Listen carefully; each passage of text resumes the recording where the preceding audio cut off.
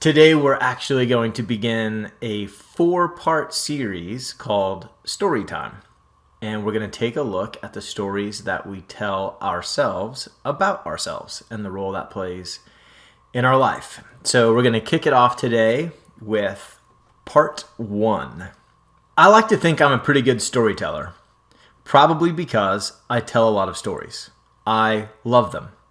I love hearing them. I love telling them. And I love seeing the way other people tell them. I like observing their speech patterns, hand gestures, what they emphasize, how they take me on the ride. Everyone seems to have their own style. If you think of your favorite storyteller, if it was a teacher, a grandparent, a parent, someone in your life that you just loved hearing their stories, and you imagine them weaving together idea after idea, letting you in on the big picture little by little, then doing whatever they do when they're about to get to the good part, the payoff for agreeing to go on this journey with them. When you think about that moment, do you smile? I do, because I can feel it coming. I know their style, and I can't wait to hear the big finish. Now, whether you think of yourself as a storyteller or not, the reality is you are constantly telling yourself the story of you. You've been telling yourself this story since you were old enough to form a sentence in your mind. Moment by moment, you assign meaning to each little event, and that meaning shapes what you're capable of, what's possible in your own life, and what you feel you're worthy of. Now, Whitney and I decided to title this series Storytime because it tends to conjure up this image of an adult reading fiction to a child. Funny, right? Because we're talking about real stories. But we're not. We're talking about imaginary stories here too. In Timothy Wilson's book, Strangers to Ourselves, he notes that we are exposed to 11 million pieces of information per second, but the processing speed of our brain only allows for 40. 40. That's 10,999,960 pieces of information that are either ignored or processed without supervision every second. So you tell me, what are the odds that your perception of the events of the past is more fact than fiction? The first time I ever tried out for a volleyball team, I was 4'9" tall. The tallest guy on the team was 6'1". That's a fact. The statement, I'm too small to play volleyball, that's just story time. I got B's in math most of my life and stepped off the advanced track my sophomore year. When I got to college, I got a D in my first calculus class. Those are facts. I'll probably never amount to much as a math teacher. That's just story time. About 3 or 4 years ago, I'd say, I'm divorced. I have a daughter. I'm losing my hair. I'm 42. I live in a small town. I make teacher money. I like superheroes. I don't hunt. I don't know how to fix a car, and I don't know how to grill meat very well. Those are facts.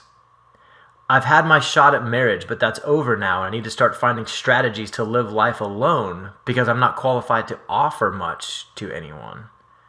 That's story time. Jake, you should pursue other interests besides volleyball. You're just too small. Jake, your math just isn't that strong. You could really make learning math more difficult for kids. It's a very challenging subject. Jake, you should just have fun. Date this girl or that girl for a while. Enjoy watching sports, laughing with friends, eating good foods. You'll be okay. Just learn to be satisfied with what you have. These all sound like fairly harmless pieces of advice and pretty realistic, right? Well, wrong, actually. They are the opposite of realistic because they are the opposite of what really happened. Lucky for me, I'm a pretty good storyteller. One of the events that recurs in my life and makes me smile is that I look at pictures of myself on volleyball teams and I can't find myself. I scan the photo once, twice, a third time. Oh, there I am. Wow. Why do I look so small? The truth is, I just don't see myself that way. My story is that I can prevent the ball from hitting the ground on my side and I can make it hit the ground on your side. So if the only way to be good at volleyball is to be tall, well then I guess I'm tall. I also believe I can find a few students that will back me up on being an incredible math teacher. And let's be real, Whitney is as good as it gets, and she chose me to be her husband on purpose. Well, based on the advice I was giving myself before, how can this be? You've seen the evidence that I'm supposed to be a frustrated, lonely, subpar athlete. That's not being negative, it's just being realistic. But that's impossible because it doesn't fit my story. When the volleyball coach at LMU decided I didn't have what it takes to play at that level, I was convinced he must have not seen me enough at the tryout. When I introduced myself to new students on the first day of school, I would let them know right away, this is going to be your favorite class. Even if they argued, hey, no offense, Mr. Rail, but I just don't like math. I'd explain, you may not like math, but you are going to love this class. That is the power of the story you tell yourself. Whether it's a tale of disappointment or an epic story of triumph, it will be accurate. But how can that be? Facts are facts. You don't just get to go around telling stories and having them come true. But that brain of ours. 3 things I want to point out about how it works. First, when you tell a better story, you learn to soothe your amygdala. So your amygdala is the part of your brain that freaks out, often casually referred to as the lizard brain or the lower brain. It's in charge of keeping you safe, keeping you comfortable, and pointing out all the dangers that there are in the world. But you also have this prefrontal cortex, and that part is in charge of managing your aspirations, looking for more, seeking out growth, and being okay with discomfort. So when you tell yourself a better story and you learn to soothe your amygdala, then when your amygdala says, but we're going to die, your prefrontal cortex develops the ability to say, shh, thanks for the heads up, but I've got this. Number 2, when you tell a better story, you think beyond your mood. Have you ever heard the expression hangry when you get hungry and angry? There's a study done by Shai Danziger where he summarizes the results of 1,112 parole board hearings in Israeli prisons over a 10-month period. It shows there is a stark discrepancy between the parole cases heard before or after eating, with a 65% swing in favorable decisions after lunch versus right before. Once you are aware that your mood makes your interpretation of your story somewhat arbitrary, then you can start intentionally having your story rise above your mood and you can stay in the driver's seat. Third, when you tell a better story, you capitalize on a phenomenon called the reticular activating system. Remember the 40 pieces of info that come from 11 million we talked about earlier? The filter is set by the story of you.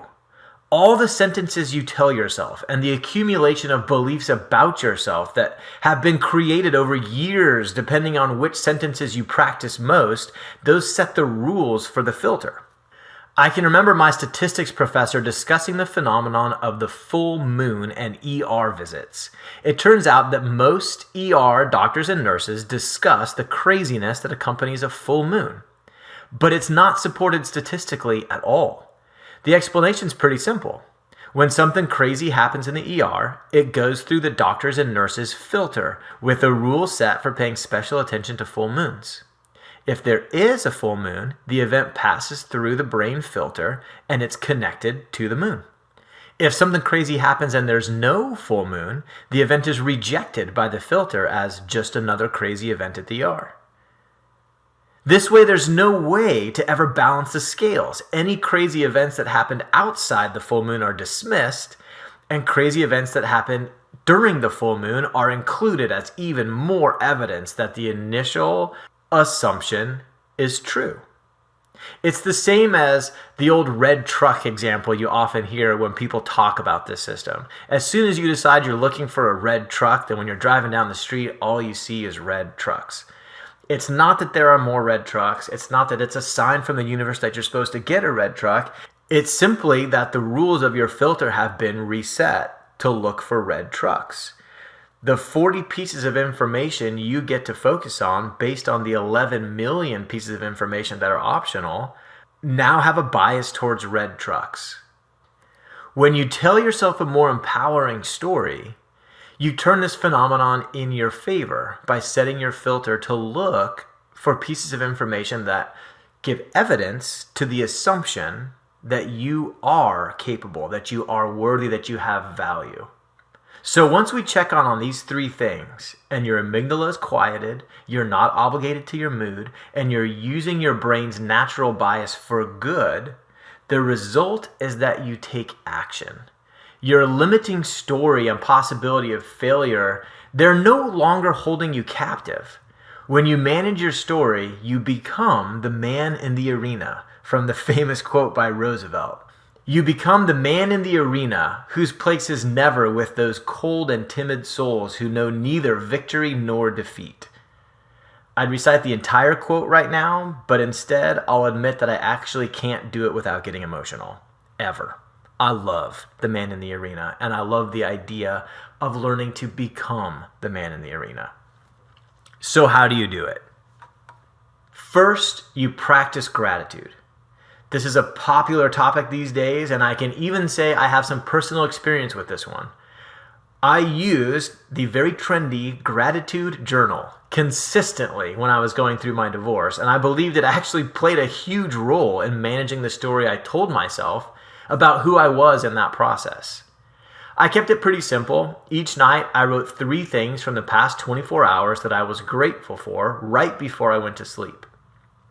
It did exactly what it was supposed to do. It sent my brain on a constant hunt for what was good in my day. And I think, okay, I've got to remember that for the journal tonight. At the end of the day, what you notice is what you're looking for. And with the simple accountability of a nightly journal, your story becomes a story that empowers you. The second thing you're going to want to try is to become negativity intolerant. Have you ever told your kid or been told by a parent, we don't talk like that? Technique number 2 is that you become a strict parent who has a zero tolerance policy on negativity. When you catch yourself telling a story about how your night went and you say, anyway, the waiter was so stupid, you might simply notice and remind yourself, we don't talk like that.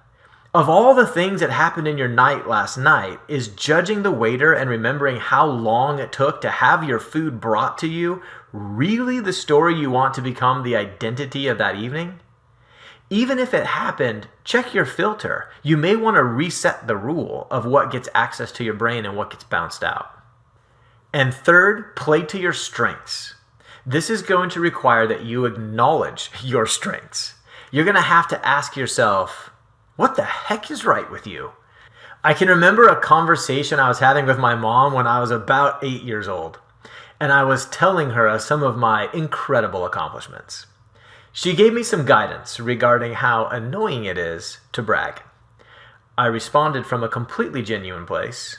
Oh, don't worry, Mom. I'm not bragging. This is all true. While I clearly was missing some information regarding the definition of bragging, and the social guidance was actually a lifesaver, I do love the innocence of my misunderstanding. I simply thought there couldn't be a problem with sharing the factual positive story I tell myself. The key to this final technique is to recapture some of that childlike confidence by asking yourself a better question than the usual well-rehearsed, what's wrong with me? You see, your brain is a pro at finding evidence to support the thoughts we offer it. Think about the last time you disagreed with someone about politics. It's tough to find common ground because both people involved in the disagreement are getting evidence from their brain that supports their opinion, because the evidence that supports is filed under important and reality. The evidence that contradicts gets bounced into the garbage, and everyone's opinion just stays the same, often accompanied by a lot of anger that doesn't serve much of a purpose. Kind of lame when seeking unification of minds, but awesome when we use it to guide our thinking. Go ahead, practice asking what's right with me, and let your brain find the thousands of answers that will shape your story. Once you've practiced your story long enough, it becomes your default. You become the kind of person who takes action. You find your worth in your ability to keep on going no matter what the result. You start to get excited about acting from feeling bold even more than acting from feeling capable. And most importantly, even though your story can't guarantee victory, it does give you the courage to get in the arena where all the people who cling to their negative story and hide behind the word realistic can just watch you from the sidelines as you compete.